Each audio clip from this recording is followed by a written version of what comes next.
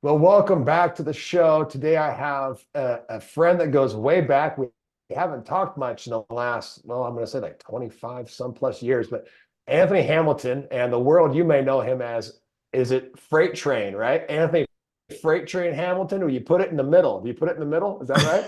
Yeah, that's correct. Yeah, Yeah. that's awesome, man.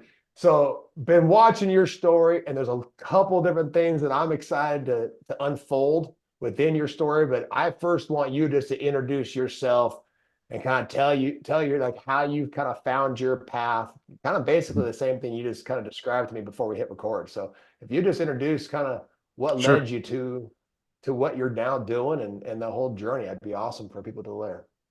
Yeah, yeah. Anthony Freight Train Hamilton.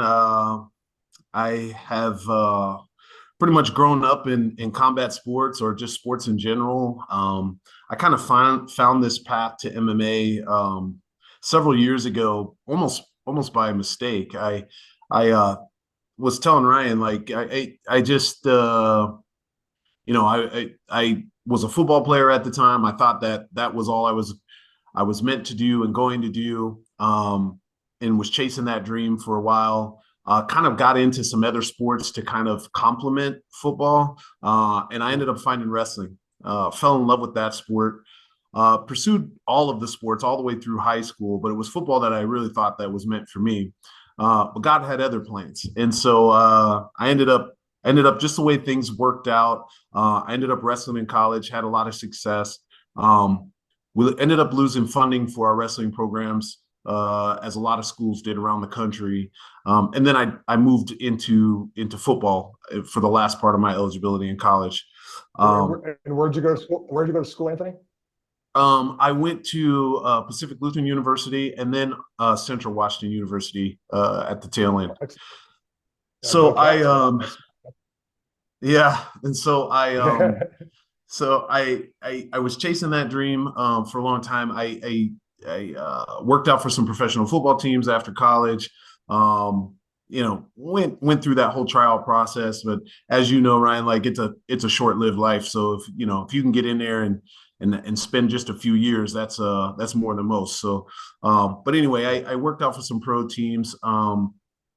Didn't really get much out of that. It was a great experience, but ended up coming back to real life and kind of found Brazilian Jiu-Jitsu and some other things to stay in shape. And I was watching Ultimate Fighter one day, which is a reality TV show for UFC fighters or upcoming UFC fighters, and saw some guys that I competed against in wrestling in college, and thought that that was something I could do and wanted to try out. Um, Tried it out, fell in love with MMA in general, and just went as hard as I could at it. Ended up being, top 25 in the world, and signing with the UFC and traveling all around and competing, making money, beating people up. So that was pretty cool. And did that for a while. And then, after I left the UFC, I was there for about 5 years. And after I left the UFC, and since then, I've been on this international circuit. So, kind of bouncing around from organization to organization around the world, which has been a great experience. You actually, financially, you make more money doing that than you do in the UFC, where they have like some salary cap type restrictions and so forth there. But it's been an awesome experience, man. Met a lot of great people. And it's been a wild ride ever since the beginning. So that's kind of the story in a nutshell. Yeah, man. Well, it's been a joy watching from, on the outside and just seeing somebody who just continues to chase something that means more to them just than the average everyday Yeah. real life, you called it, right? Back to real life. And Yeah. you're kind Yeah. of in this like make believe, right? You know what I mean? Yeah. So so what did it look like? Let's just peel back this for a moment. When you said it really intrigued me when you said that you went into it as hard as you could. Like so when you decided you fully Mm. made a decision, I'm going down this road. Like take us to that moment and help illustrate as much as you possibly can of what Oh that looks man. like to Yeah. Yeah. to an individual who's like, I'm ready to go all in any area of life. It may not be MMA, but Yeah. what does that look like? Yeah. It's funny when you said that, it gives me goosebumps, man, because there's different levels of commitment. And in anything that you truly want to be successful and you want to be the very, very best, you have to make it a way of life. And Mm. I think anybody who's had a level of success, right? You see all these entrepreneurs, all these business people, professional athletes, all these greats, right? That became their life. And so when I went all in, like every second of every day was fighting, was how I was gonna be the very best, how I was gonna reach my goals. From the second I woke up till I went to sleep at night. Sometimes I would wake up in the middle of the night and I'd go run. My wife would be like, "You're going now?" And I'd be like, "Yeah, like I gotta go get it in." Like, my opponent's sleeping, right? Everybody always hears that type of comparison. It's like, you should be training while your opponent's sleeping, and then you start to separate yourself and get ahead. And I really firmly believe in that. And so if I'm not sore, if I'm not beat up or tired, or if I'm able to get out there and get another workout in, that's what I'm gonna do. So I'd wake up in the middle of the night and go run stairs, or I'd go on long distance run. And I just made that 110% of my life every day, from the food I ate to the rest I was getting to the workouts I was doing. I committed everything I had to that. And I did that for a long time. So I guess what I mean by all in was I was all the way in, man. Anything and everything I could do to get ahead, that was it. And that truly, I believe, is how you really level up and gain true success. So Yeah, it's to go all in. I love that. yeah. So you're laying in bed at night, you can't sleep, you're tossing and turning, and instead of trying to figure like, well, my alarm's not going off till 5 a.m. or whatever, it was 1 o'clock in the morning. You say, screw it. You throw the covers back, put the shoes on, and go get something done instead. Is that kind of what it was like Oh in yeah, those man. middle of the night? It wasn't like you were setting the alarm for the middle of the night. It was because No. I have that in my own life at times. I 100% agree with you that if you really truly want to be the best at something, that becomes a way of life. I just love you saying that because Mhm, there's mhm. times when it's the middle of the night and I'm like, I'm going to get up now. I'm just going to get up Yeah, now and go do something. And then maybe I'll sleep later, but my yeah, mind is not letting me sleep now. So why am I trying? yeah, Yeah. yeah. It was exactly that. And it was the same thing if I was lifting weights, right? Like I go to 24-hour fitness at 2 o'clock in the morning. There's nobody in there but just me, maybe, especially on like a weekend night. Like I'd have a lot of friends, they were going out, they were doing different activities and out and about or whatever. But I found like joy knowing I was in the weight room on a Saturday evening at 2 o'clock in the morning or whatever, that Wow. that type of thing. And so I knew that I was going to get somewhere. I had these dreams, right? But I was chasing that. But it was in those moments that I really built myself. And when I stepped into a cage or into a competition, I knew that I had done everything I could to be prepared for that particular moment. Because I was pretty sure that the guy standing across from me wasn't in the weight room at 2 o'clock in the morning. He wasn't running stairs at 1 a.m. He wasn't doing any of that. Very few people can live that life or do that. And I prided myself on that. I always believed I was the hardest worker in any room or any gym that I stepped foot in. And so, yeah, all the way in, man. That's the life I was living. I got a curious question for you. Because of that level of preparation, did it allow for you to release a certain level of attachment to how the actual fight went? Um, Did it allow for you just to fight almost kind of free and be like, well, hey, at least I know I did everything in my power and then it went how it went? yeah. Is there some truth to that? Yes, I think there is. Like when you're going into a competition like that, like it's literally it's different than team sports. Like it's just you. And at the highest level, I was fighting in front of 20 to 40,000 people live and millions of people watching around the world. And when I'm in that moment, you're experiencing a ton of different emotions, right? Like there's doubts, there's joy, there's just extreme happiness where you want to almost cry because you're there, like, man, I'm here, I'm in this moment, I've been dreaming of this moment. There's a lot of different things that Wow. you're experiencing, but the preparation gave me a level of confidence for when I was walking out of that tunnel into the arena, I knew I was ready. There wasn't anything that I could have done differently to be ready for that moment. Whatever Mm, happened in the cage happens, right? Like it just that's I can only control that's life. so much, but Yeah. I did everything within my control to be ready for that moment. The rest was going to be up to God, up to my destiny, whatever it is that I was meant to be or do. That would take care of itself when I was in there. But that walk to the arena or through the arena to the cage, like uh, it gave me a level of confidence where, to your point, like I did feel somewhat free. I didn't have any, I wasn't in there saying, "Oh man, I wish I would have ran more or lifted more or, worked this style of fighting or technique better." I didn't have to do that because I already did that. You know what I mean? Like And that you was you being earned, free as much as you could yeah. be. Yeah, Yeah. yeah, You earned that, earned that right to play, to compete free, to compete, what we call yeah, compete yeah, together. Yeah, man, you yeah, earned that. So I yeah. got my next question for you, Anthony, is along your way, who did you have to turn to? How did you cultivate the people around you to help you stay on that path? Because I mean, you've been doing this now for quite Long some time. time, right? And Yeah, yeah, yeah. it takes certain people. It takes mentorship. It probably takes Mhm. obviously coaches. It takes support structure.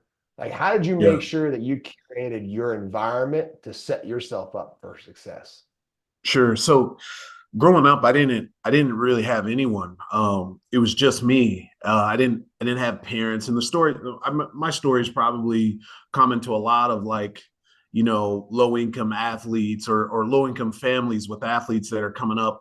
I didn't have great parents. I didn't have, I lived in a real poor community. I didn't have any, we didn't have a car for a long time, so we have to walk everywhere. So I didn't really have anybody coming up, and I just what I found that drove me or gave me that guidance or mentorship was I'd watched like great athletes and the things that they did. I knew that I had to be the best I could be in school and in sports in order to find an opportunity of some kind.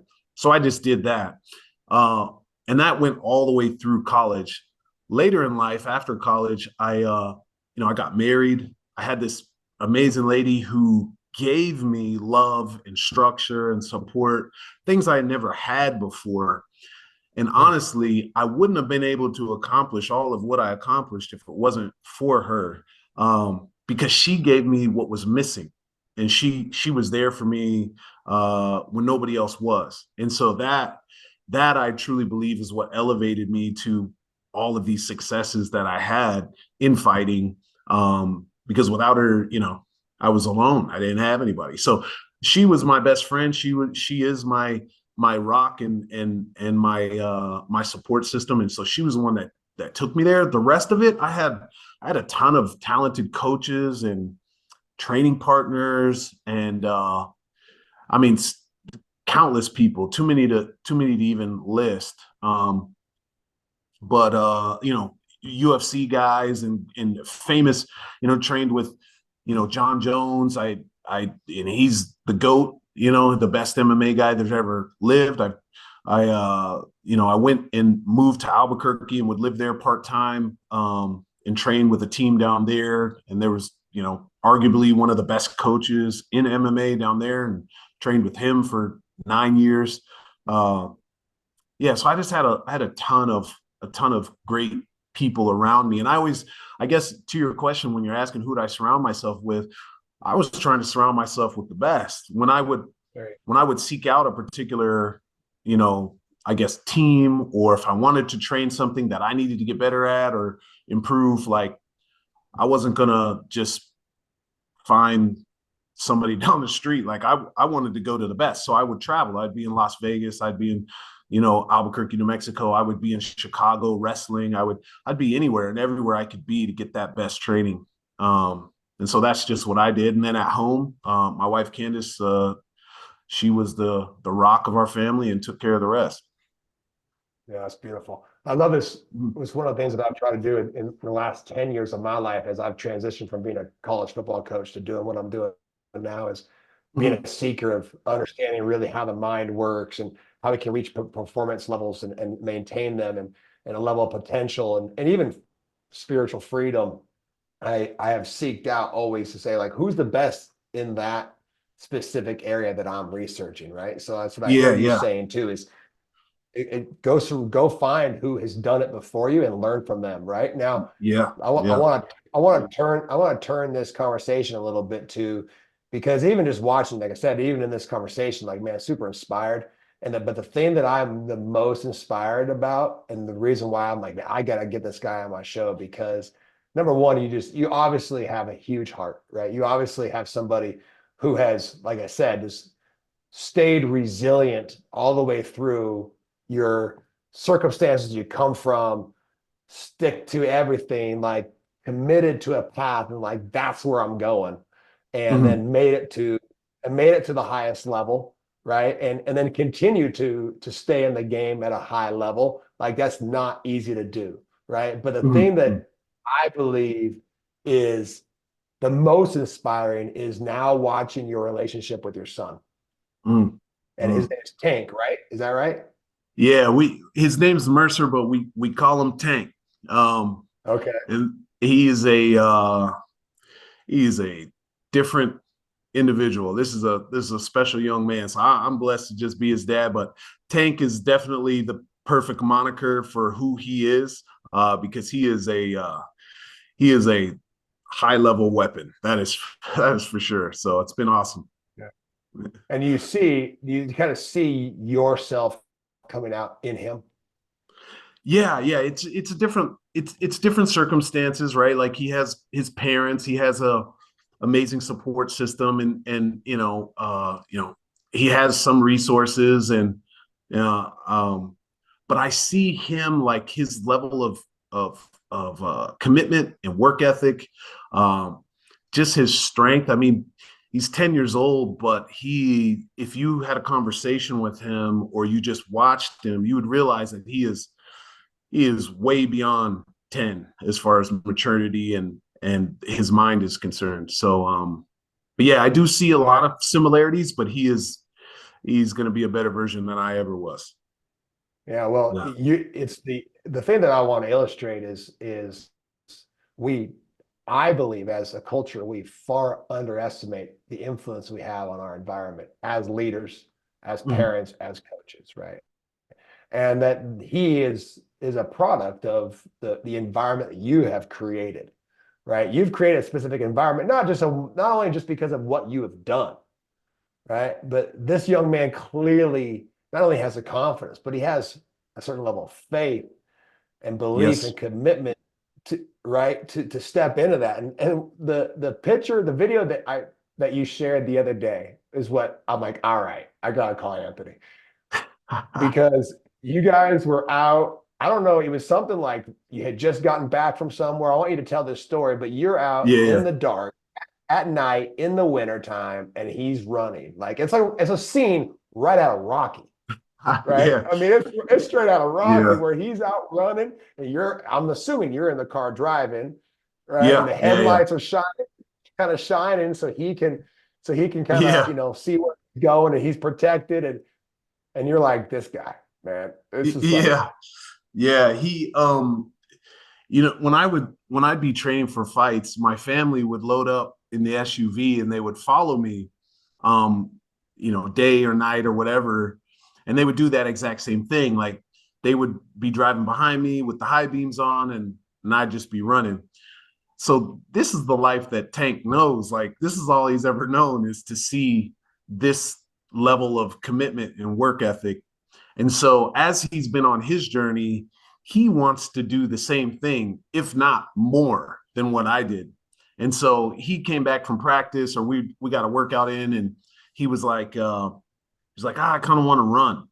And I was like, okay, let's go. And this isn't the first time that he's done this. Before him and I would run. Well, if I'm being honest, I can't keep up with him anymore. So he would he would we'd be running and he'd be like, yeah, he would first of all he would just take off.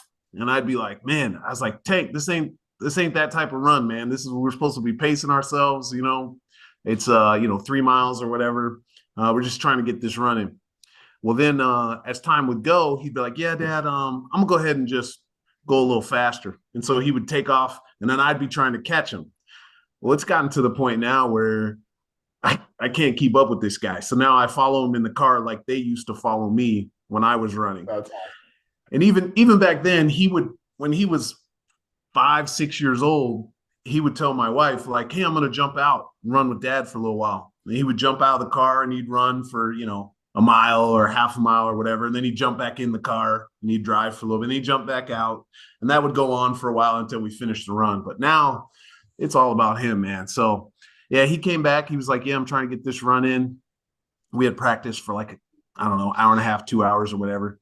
And he said he wanted to get some more in. So jumped in the car, followed him for 3 miles, and he got the work in. So what we do is we put the high beams on, we roll down all the windows, turn the music up so he can hear it, and we get after it, right? Every once in a while, Dad will turn the music down and yell stuff at him and remind him why he's there. Like, "Do you think so-and-so, whatever opponents he has out there, do you think so-and-so is training like this?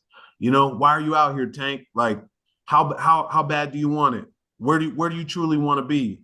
Just reminding him, get him, picture being in a finals match and, you're going into overtime or whatever. It's like, these are the moments, Tank. These are the moments that we're training for. And just to remind him and fire that out there so he doesn't forget why he's there and what he truly wants out of this workout or this sport, Yeah, So, I love it when those moments pop up. Like, this is why we trained, right? Because now here it yeah, is. yeah. We've already done all the work, right? And then those moments pop up where it's like, yeah, this is why we do what we do. We're a firm believer in our home of doing hard things.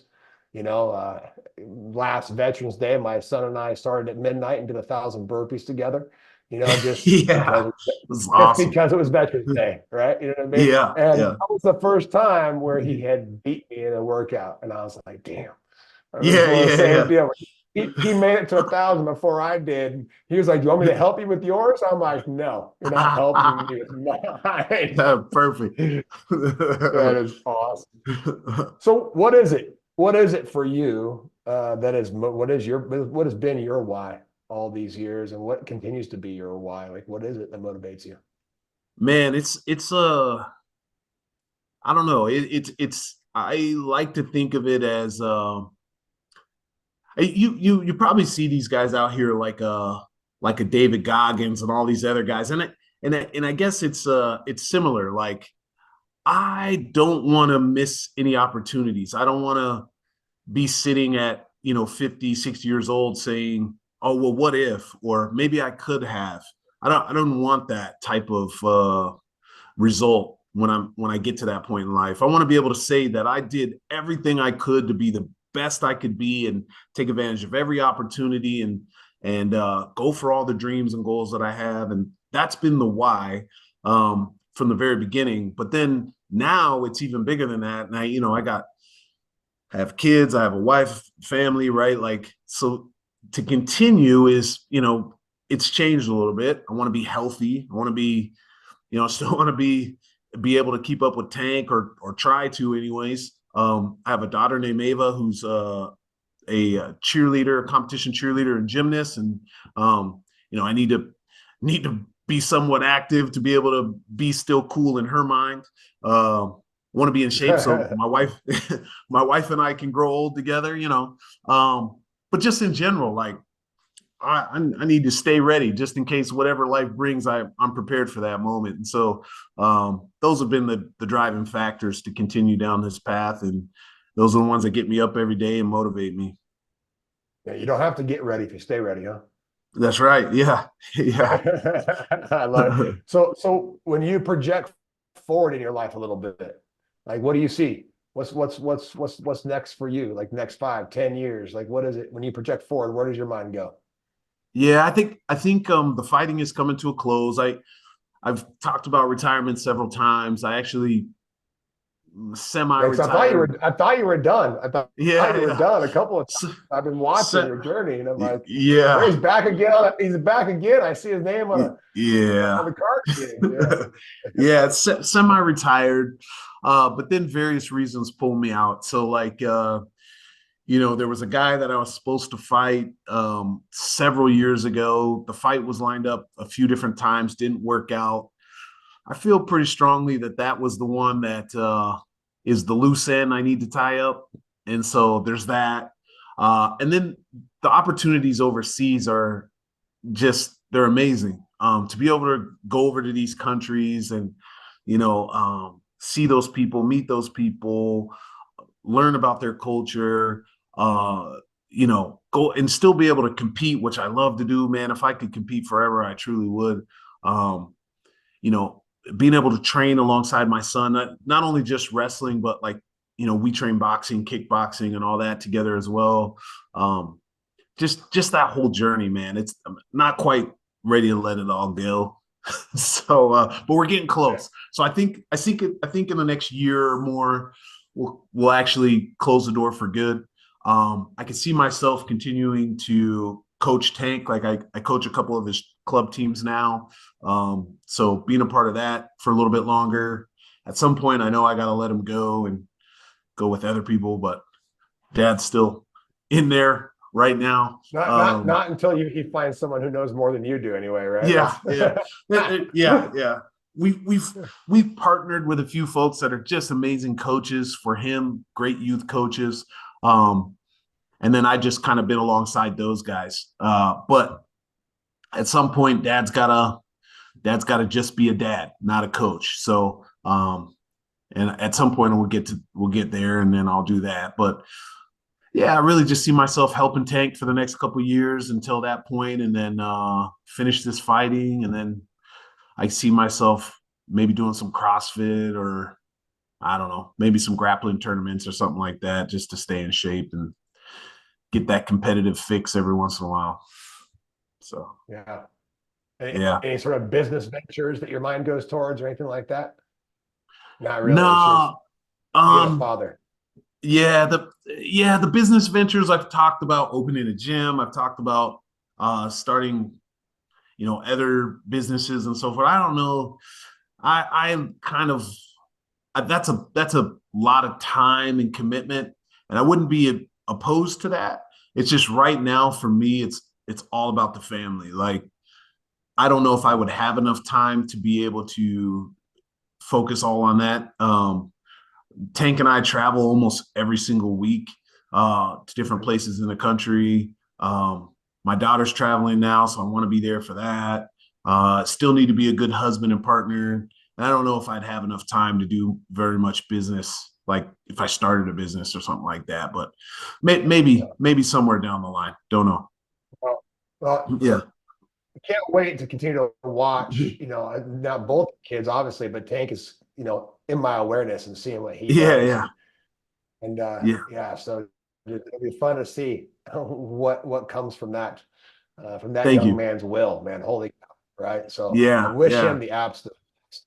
And thank Thank you you. for your time here. But before we leave this, I always want to know what's one piece of advice that you'd give to somebody or your younger self even, but you'd give to somebody who has that will and that desire to try to pursue to be the best in something that they're doing, to be their best anyway. Like what is something that you would give as a piece of advice? What's a nugget you could share? It's really simple. And people probably hear it every day, and it just becomes something as background noise. But if you really think about it, it's the key is never give up. Like whatever's in your heart, whatever it is that you feel, I guess, desire to do or feel like that's your calling, go all in and never give up. The road will never be smooth. It'll never be perfect. There's always going to be ups and downs. There'll always be, different obstacles that you have to overcome. But as long as you continue to be honest with yourself, work hard and never give up, I you will get somewhere great. It may not be exactly what you want it to be or expect it to be, but you will end up in a good place. And I firmly believe that. Not only with my own life experiences and the success I've had, but even Tank. It's like, um, I mean, this was a young man who he would cry and not want to go to practices, and I'd have to wait for him. It's like, Tank, you want to go to this practice, or is that okay? Like, but now this guy comes to me like clockwork every night. Hey, Dad, we got to get going. We're gonna be late. And but to go from that to Tank's 4-time national champion now, it's like nobody would have even have thought of that, or even me, like being just the welfare kid down the street. Nobody even thought that I would have been able to do what I did, but we never gave up. And so that would be what I would tell somebody else is just keep that in your heart, keep that in your mind. As long as you keep pushing and it's an honest effort and you're doing all you can and you're working hard, you will get somewhere. And I believe that. Yeah. Yeah. Where you're supposed to end up. Your will and your spirit, man, is inspiring. So thank you. Thank you for Thank you, modeling man. that. Thank you for sharing it here with me. And thank Yeah. you for modeling that to the world, right? Because this example is what we need more of. And then modeling that for your kids is just incredibly inspiring to me. So thank you. Thank you. Thank you. Thank you, brother. Appreciate you.